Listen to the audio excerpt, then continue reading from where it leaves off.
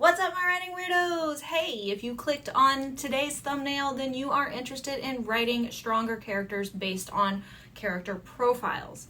And today I'm going to walk you through that process step by step, including everything from biological sex, clear down to where a person's from, right down to their freaking address.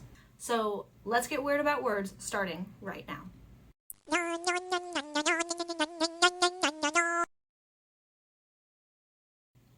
I have been asked time and time again over the years of being a writer how I start each of my projects. I start them with characters and character profiles. And before we get started, I kind of am interested to see what all you think are the most important aspects that every character needs to have in their backgrounds written down somewhere before you get started on your projects. So go ahead and drop some comments down below. So let's talk a little bit about the character profile questions I ask myself of every single character in my story. That's right, even the little, you just see them once. Now, before we get started on this, I am going to point out and give a warning, a massive warning, that just because we fill out details for every single item in this character profile doesn't mean all of those are gonna go in the story. I mean, seriously, don't just dump all this shit in there because it's cool or it's interesting, and writers do this all of the time. I have been just as guilty of it in the past. I got super energetic about my characters and their little tiny minutia of their backgrounds, and I just plugged and played it all in there, and I didn't need to do that. Now, you might be thinking, well then, why would I even bother to write that information? Good question! The reason is to get to know our characters better. Also, we never quite know when we're gonna need some random ass piece of bullshit in our characters' backgrounds. So it's better to have it now than have to double back and backtrack later in order to write it then. Now let's come around to number 1, which is going to be the basics, y'all. This is going to be biological sex and gender or non-gender. And no, these are not the same thing. That's gonna piss some people off, but I'm saying it. Biological sex is different than gender or non-gender. Biological sex is science. Gender and non-gender are societal constructs that are defined and driven by society. They are amorphous. They are constantly evolving. Biological sex does not, well, it does evolve because, well, evolution, but it's not constantly evolving quickly. Societal constructs evolve quickly, most of the time, hopefully. Biological sex takes millions of years. All right, that leads us into the next basic, which is going to be age. This affects life experience. And while life experience is not wholly defined by a person's age, because I know some kids who have been through some shit, knowing a character's age does actually give us a better idea of what they might have experienced in their life and how they will react to things. It also gives us a social, emotional maturity level to base things off of. It also gives us a basic intelligence level to base things off of, and what their book learning might be as well. From age, we are going to go right into race, ethnicity, and culture. Who we are and where we come from plays a big part in our life experiences and how we respond to incidents. Also, people often define a lot of themselves based on their culture or their race. It also can help us better visualize our characters. However, I am not saying that race or ethnicity have to meet any particular physical parameters. So these are just things for us to keep in mind when we are developing our character profiles. And if you're thinking, but wait, BC, I have a totally fictional world, which I've done with this great world building, or maybe I haven't gotten to my world building yet, but I plan on getting to my world building soon. I don't need to base it off of race, ethnicity, and culture, and yes you do, I'm calling bullshit right now. Because even fictional worlds have countries, languages, customs, everything that goes into building race, ethnicity, and more specifically, culture. So basically, your character came from someplace, so make that shit up. So since they came from a place, that means they also came from people. And that means we are going to have to talk about actual physical appearance. This is height, body type, weight, hair color, etc. When we are thinking of our physical parameters, we are thinking of the factual physical parameters here. Keep in mind that your characters may have specific ways of thinking about themselves. We need to keep in mind when we are doing this with our character profiles that we are creating both facts about how our characters look and also how our characters think they look. These are two very important aspects to have during character profile creation. And I'm going to toss another warning in here because it is important that when we do physical parameters on our characters that we are careful not to stereotype. And if you're worried about writing different races and ethnicities and cultures other than your own, this is what we as writers have sensitivity readers for. Let's talk about where people live. Equally important to where a person is from is where do they live now. People are patchwork freaking quilts of experiences. Get specific with this.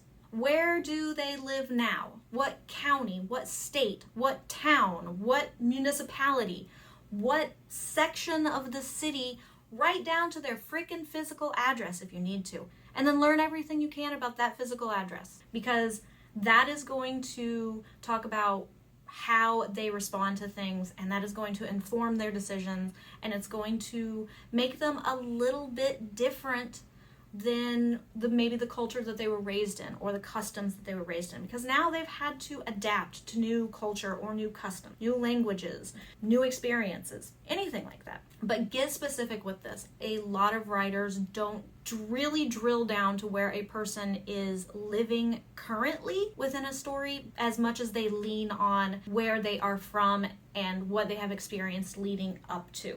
Don't forget to include it. And equally important as to where they live is how they live.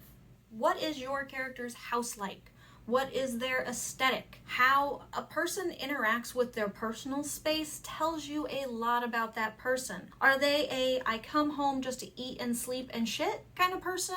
Or do they make a whole habitat? Does their life revolve around their home and what's in it and who gets to come to it and things like that? That can really tell you a lot about your character.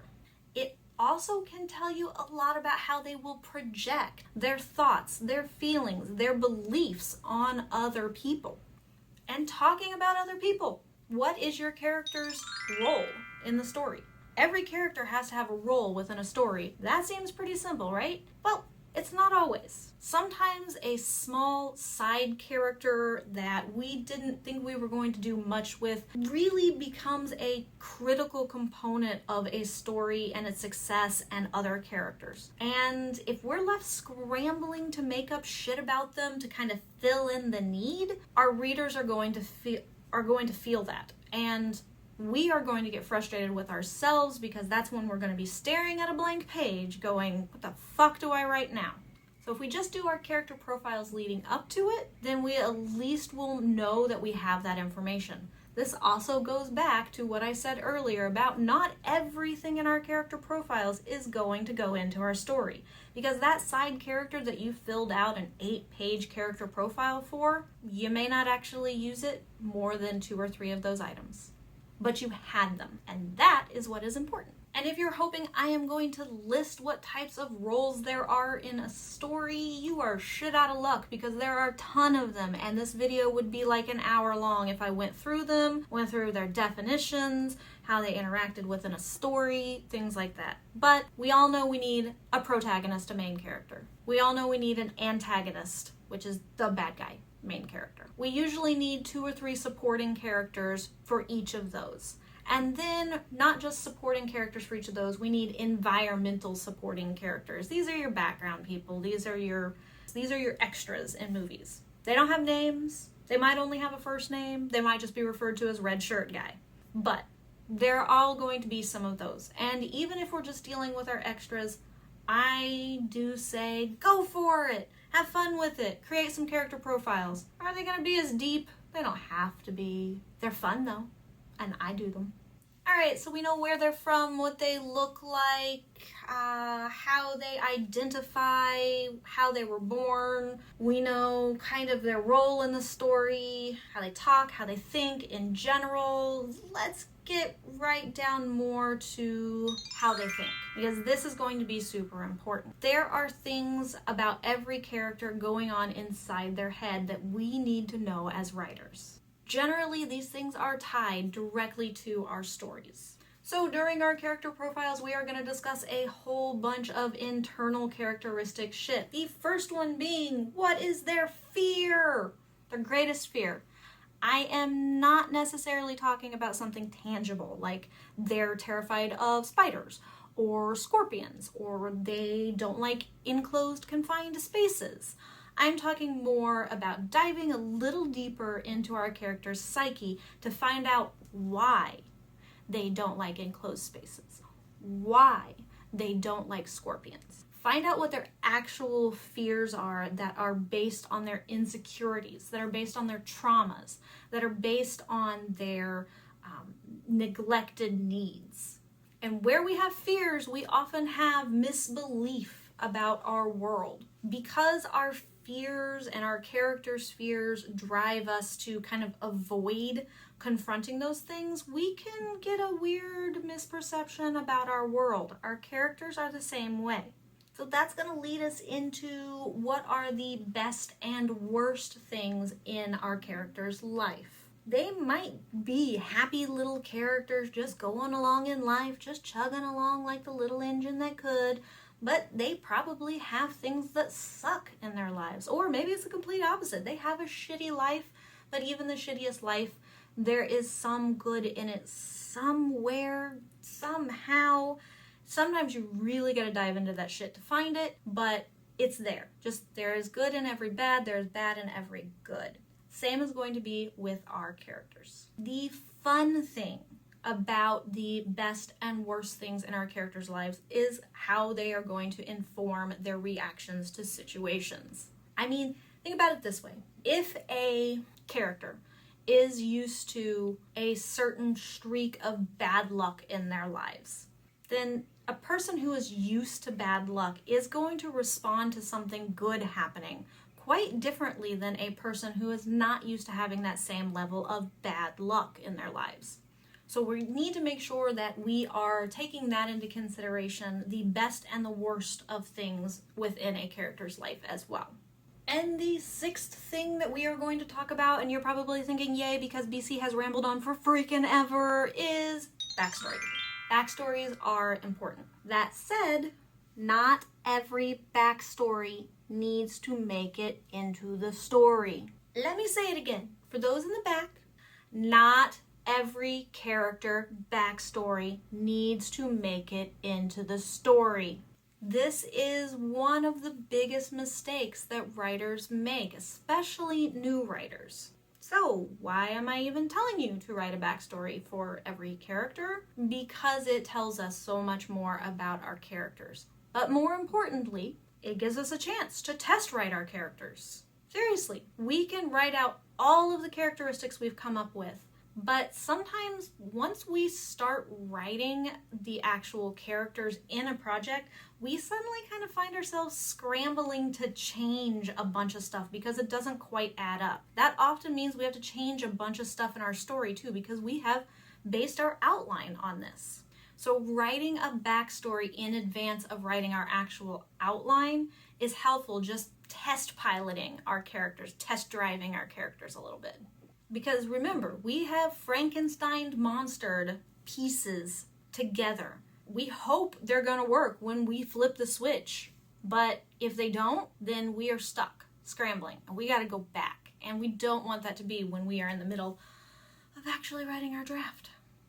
There is a bonus that comes with this. We might be able to repurpose that backstory to use in another project later. Either to use in another project in the same genre, or even with these same characters, the same world, or we might just be able to rewrite it just enough so we can use it entirely differently someplace else. That's always a bonus. If we can write something now that works for something later, perfect. We're doing a good job.